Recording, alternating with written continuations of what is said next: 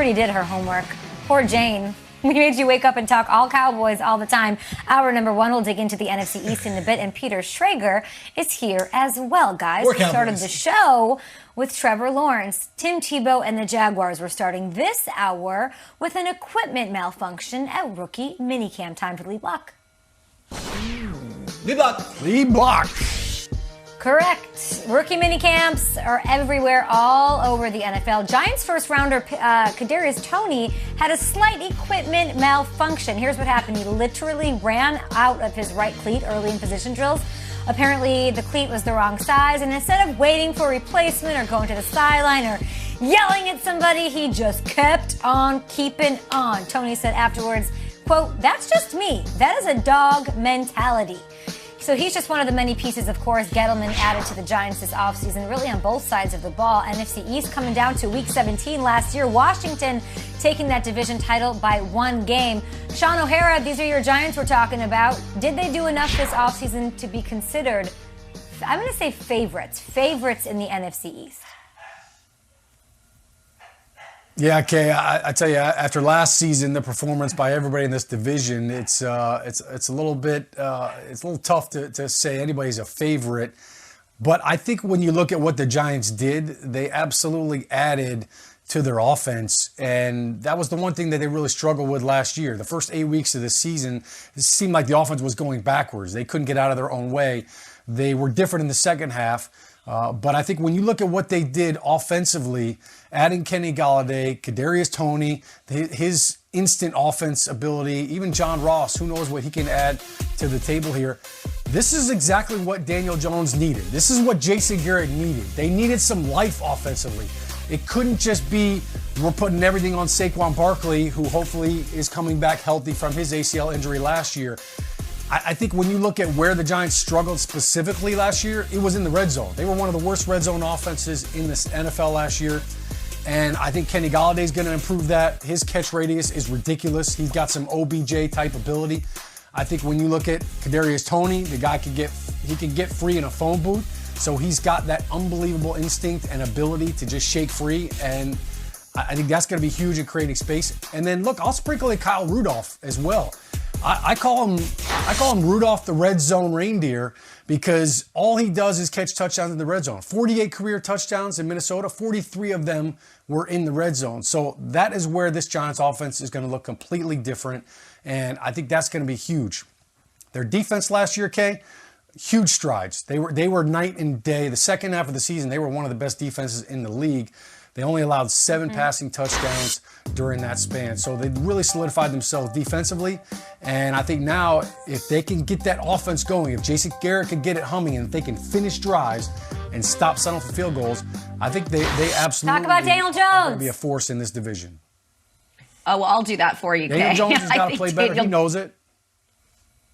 Thanks. Well, I was going to say, you can put all these pieces around him, Kay, but is Daniel Jones doing the work this offseason? You know, the front office did the work and, added guys like Rudolph. You're getting Saquon Barkley back. You've got Kenny Golladay. You got Kadarius Toney. But for me, that's the X factor. And that's why I still think when you say, are they the favorite? I still think Dak Prescott is the best quarterback right now in the NFC East. And I know that's because I cover this team. People are going to roll their eyes. But when you just look at what the Eagles are working with, you got Fitzpatrick in Washington.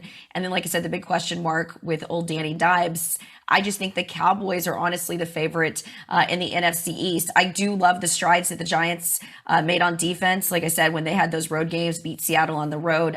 Sean O'Hara just covered that. I've got a lot of question marks about this team as it relates to the quarterback position. I don't think you can be a legitimate contender until you've got a legitimate quarterback. So that's what I would say there. I think he's got the playmakers. I think it really hurt last year that he didn't have Saquon Barkley. Like I said, of course he gets him back, but we'll just have to see what Jason Garrett and Daniel Jones are able to string together before I'm willing to say that this is a team that's going to be legitimately competitive in the NFC East. Jane, I think it's a great segue where I'm going on this one because, Kay, you're right. Daniel Jones, it's it. We got to see. If this is the year, this is the year. They've done everything they could. They've basically given him all the groceries. And then to go in the first round with another wide receiver when you already have Shepard and you already have Slayton and you already just brought in Golladay, you're basically saying there are no excuses for you, quarterback.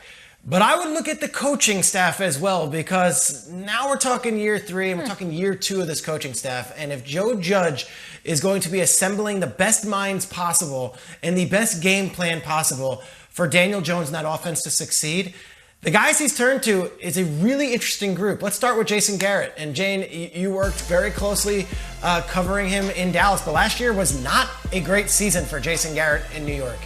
So much so that when Saquon Barkley went down, this offense looked old, archaic, non-creative.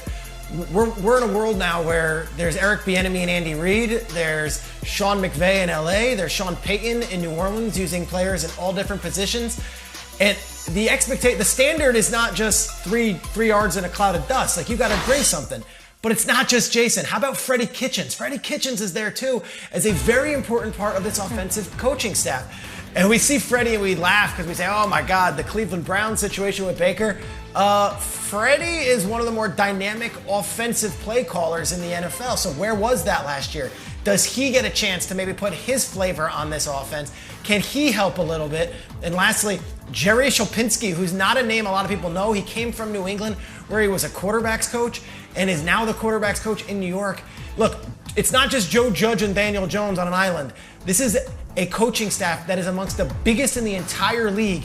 And these guys are all being paid very handsomely to make sure this works. I don't want to put this all on Daniel Jones, because when you got Jason Garrett and his Coach of the Year award and all those different titles that they won in the division for Dallas, and then bring in Freddie Kitchens, who was an NFL head coach and lit the league up 3 years ago as an offensive play caller, and now Jerry Shopinski, who worked with Tom Brady for all those years, this can't just be on the quarterback. This offense has to be coached better, and this offense has to look different for this team to do anything. All the talent's there, you're right, and the offensive line is good, the defense is solid.